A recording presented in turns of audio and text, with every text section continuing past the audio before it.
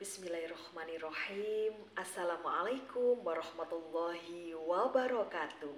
Halo anak-anak hebat di seluruh penjuru Nusantara dan juga sahabat TBM Avicenna Malang dimanapun berada.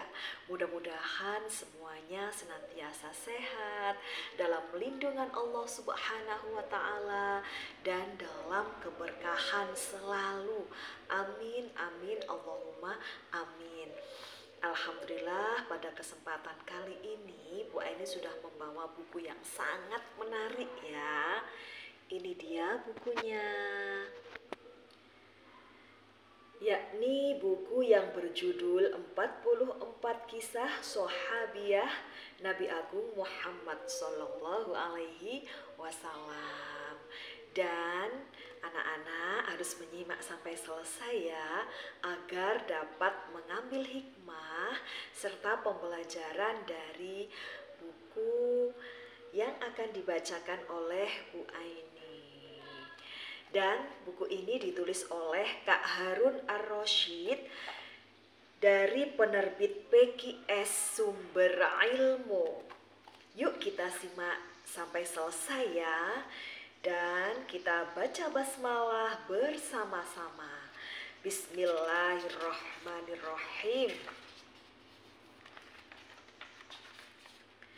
Kali ini Bu Aini akan membacakan sahabiah Nabi yang merupakan ibu hebat pada zaman Rasulullah, yakni Habsyah binti Rafi'. Dan Habsyah binti Rafi' ini termasuk ibu prajurit yang mengguncangkan ars. Masya Allah. Bismillahirrahmanirrahim. Habsyah binti Rafi', ibu prajurit yang mengguncangkan ars. Habsyah binti Rafi' adalah wanita Ansor. Ia lahir di Madinah. Ayahnya bernama Rafi' bin Muawiyah. Ia menikah dengan Mu'adz bin Nu'man. Dari pernikahan itu lahirlah beberapa anak yang kelak berjuang untuk agama Islam. Dua di antaranya adalah Sa'ad bin Mu'adz dan Amr bin Mu'adz. Mereka berdua adalah prajurit yang membawa panji Rasulullah.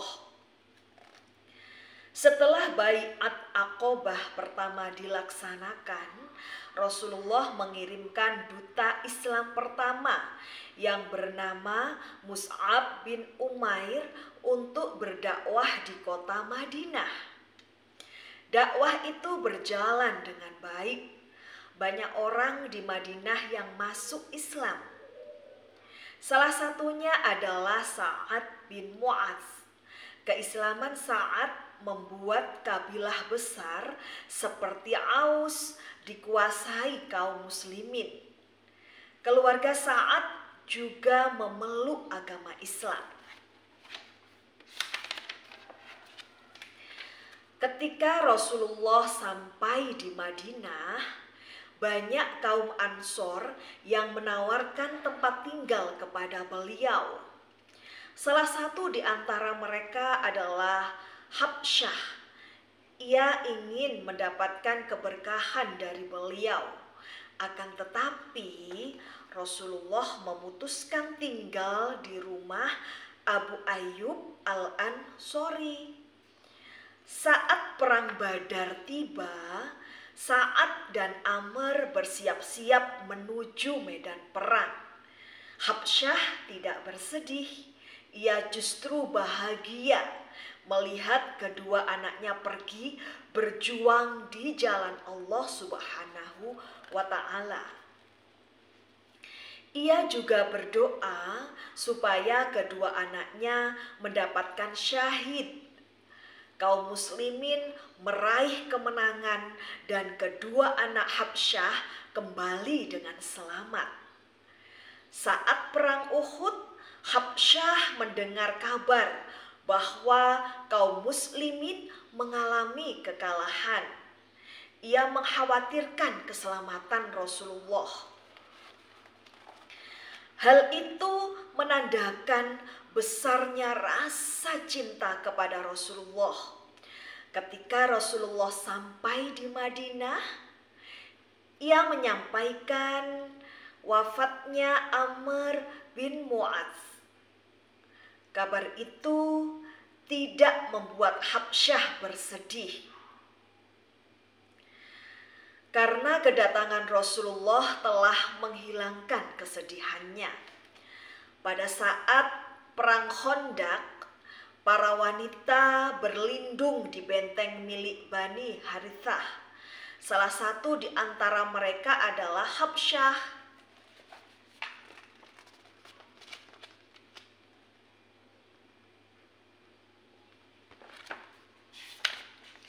Habsyah melihat anaknya yang baru saja melewati benteng itu. Habsyah mendatangi dan memintanya untuk segera menuju medan perang. Sesampainya di medan perang, Sa'ad terkena anak panah dari Ibnu Ariqah. Sa'ad mendapatkan syahid. Ars pun bergetar karena wafatnya.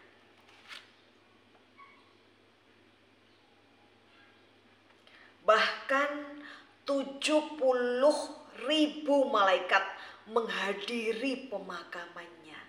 Masya Allah. Mendengar kabar ini, Habsyah sangat bahagia. Beberapa tahun setelah wafatnya kedua anaknya tadi, Habsyah pun wafat.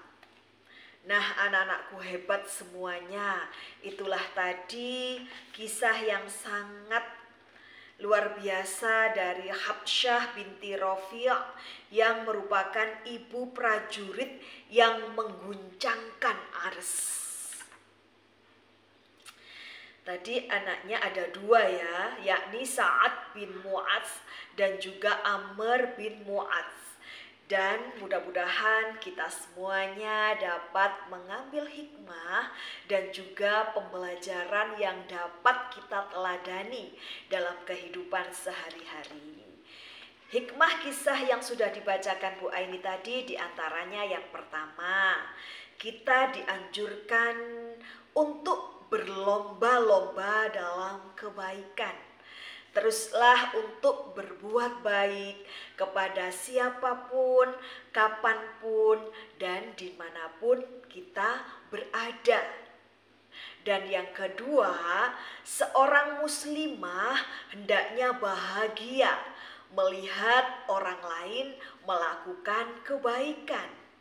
Dan yang ketiga, rasa cinta yang besar kepada Rasulullah Sallallahu Alaihi Wasallam membuat seorang muslimah meneladani akhlak beliau di kehidupan sehari-hari. Dan mudah-mudahan kita semuanya menjadi umat Nabi Agung Muhammad Sallallahu Alaihi Wasallam, baik di dunia maupun di akhirat kelak. Amin Allahumma amin. Dan anak-anakku hebat semuanya, tetap sehat, tetap semangat, dan tetap untuk rajin membaca buku. Semoga anak-anakku hebat semuanya senantiasa bahagia dan sukses, baik di dunia maupun di akhirat. Memancing ikan berwarna putih. Cukup sekian dan terima kasih. Mohon maaf apabila Bu Aini ada kekhilafan. Dan Bu Aini akhiri, ihdinas sirotol mustaqim, wabillahi taufik wal hidayah, wabiridho wal inayah.